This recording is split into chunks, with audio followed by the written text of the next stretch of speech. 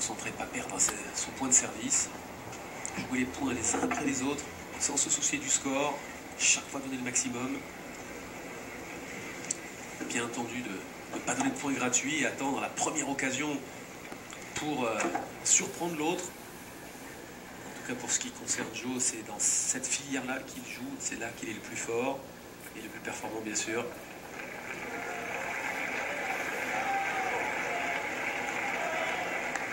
Car tout peut aller très vite, dans un sens comme dans l'autre, dans un tie-break. Il recommence à tomber quelques gouttes. 3 partout.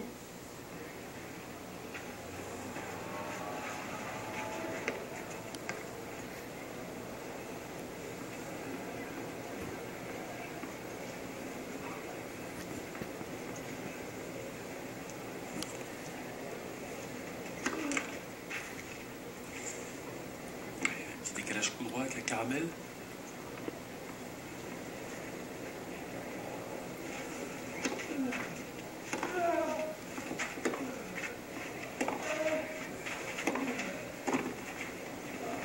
Dommage. C'est bien, c'est bien, c'est bien, c'est bien. Très droit. Oui, puis se retrouver en position vers le filet, en position de volley sur un jeu, sur un point sur le service de Verdasco. Donc ça, c'est plutôt bonne nouvelle. Exactement, je pense que c'est la bonne filière. Hein. Ça passe pas forcément du premier coup, mais s'il arrive à tenir ses points de service et que tout d'un coup, à force de monter comme ça, de pilonner Verdasco, grappille un point au passage, hop, c'est le 7 en poche.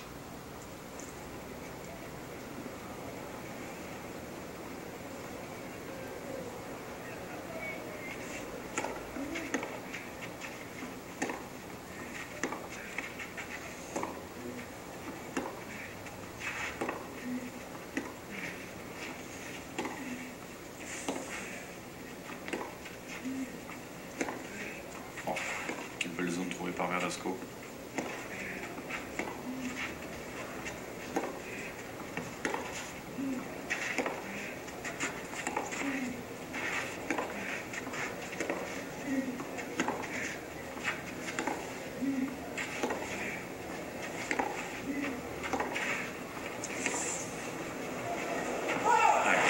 Il tient bien Joe-Wilfried Tsonga, mais à la longue quand même, on sent qu'il y a plus de maîtrise géographique chez Verdasco. Là, il rentre dans une filière qui est longue et qui convient quand même un petit peu mieux à Verdasco. Tout à l'heure, il y a eu un coup droit à décroisé. Il y avait plusieurs options. Il a choisi de faire un petit coup lent, décroisé court.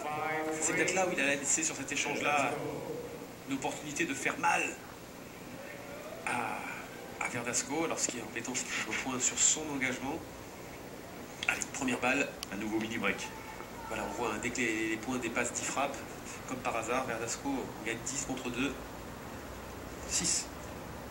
En tout cas, 3 fois plus. 6 contre 2. Oula, c'est bien contré ça. Heureusement. Ouais, il est chaud, Face. Allez. Allez, en prenons moins sur les deux maintenant. 2 points de service pour Fernando Verdasco.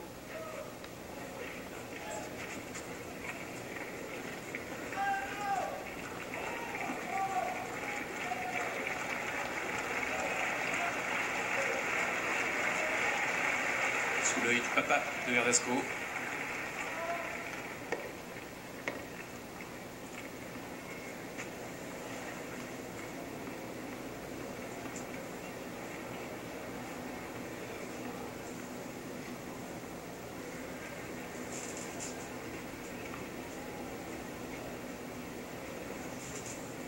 Il a ce break d'avance. Fernando Verdasco, il peut boucler cette première manche sur ces 2 points-là, sur ces deux services.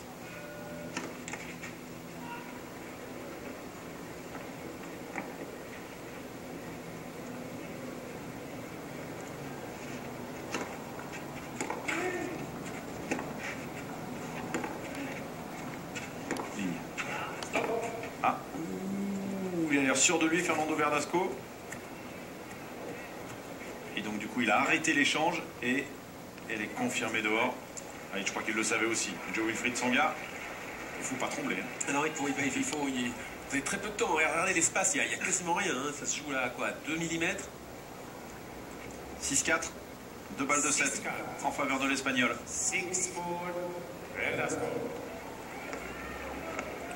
il a failli se faire surprendre par le service de Verdasco, Joe Wilfried Tsonga, parce qu'il avait anticipé en tournant autour de son revers.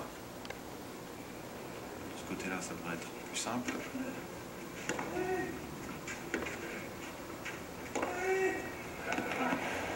Allez. Voilà. Et ça fait du bien de se lâcher là-dessus. Oh, que c'est bien. Ça me donne à cœur joie sur le dernier smash. Et balle de 7 effacée par le Français. Il est beau ce coup droit. C'est ce coup droit là qui fait la différence. Ce dernier smash, c'est un des rares coups au tennis où on peut vraiment se libérer complètement à tout le court. 6-5, Verdasco. Il reste une deuxième balle de 7, mais c'est maintenant sur le service du Français.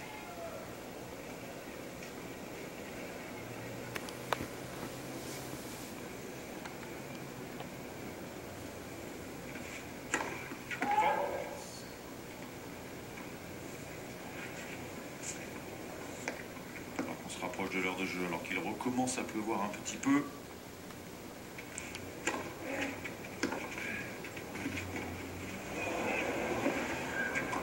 Et encore une fois, cet enchaînement amorti et monté au filet. Alors je sais pas si c'est inspiré de John Isner il y a une semaine. Vous vous souvenez, ces gros caramels en coup droit qui tentent d'opposer ses amortis. Un peu dans la même filière, hein, quand le joueur, regardez, il prend le jeu à son compte en coup droit, Verdasco il a peur, il recule et hop, c'est là où il prend une amortie qui l'oblige à effectuer une course vers l'avant et là il est vulnérable et Joe il grappille, il pose sa petite volée derrière. Toute cette variation d'effet, d'angle, de vitesse, c'est quelque chose de très très positif. Et ce match qui a mis du temps à monter en température. Maintenant qu'il est bien lancé et plus interrompu, on l'espère. Ça permet aussi de faire monter la température du public. Et avoir un petit peu frisqué, vous avoir été bien trompé. On peut passer devant à nouveau dans ce jeu décisif, Joe Wilfried Tsonga.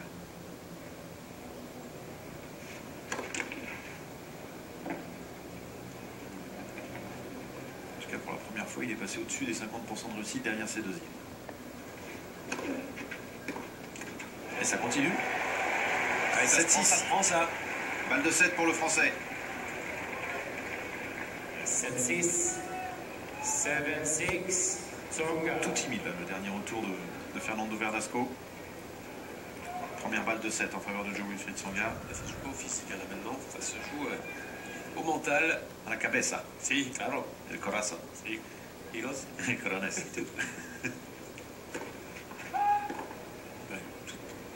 Toute petite première balle. 156 km/h.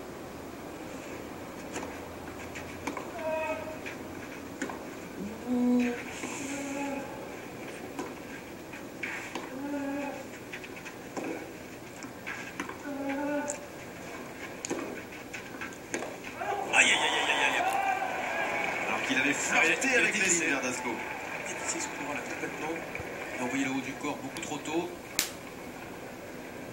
7, Il descend complètement cette balle avec le bas du cadre de la raquette.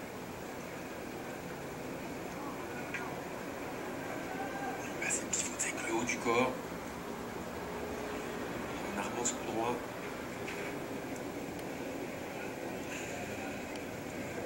Allez, c'est pas grave. C'est celui-là qui compte maintenant.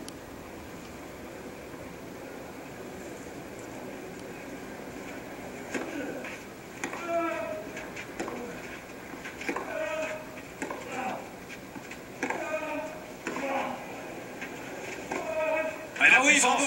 La puissance de Joe Wilfried Tsonga. Il va chercher son point là. Pour aller chercher le service de Verdasco, obtenir une deuxième balle de 7, mais sur sa mise en jeu maintenant, c'est ce coup droit là qui déséquilibre l'Espagnol.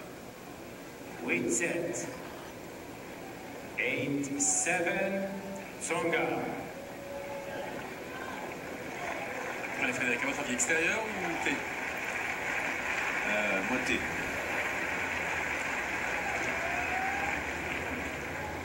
On parlait sur le fait que Verdasco est embauché. Il préférera aller toucher son revers.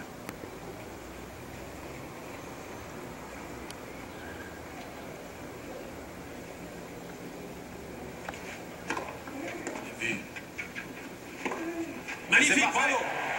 Bel enchaînement. Et sur sa première balle de set, Wilfried Tsonga qui s'impose pour remporter ce premier set.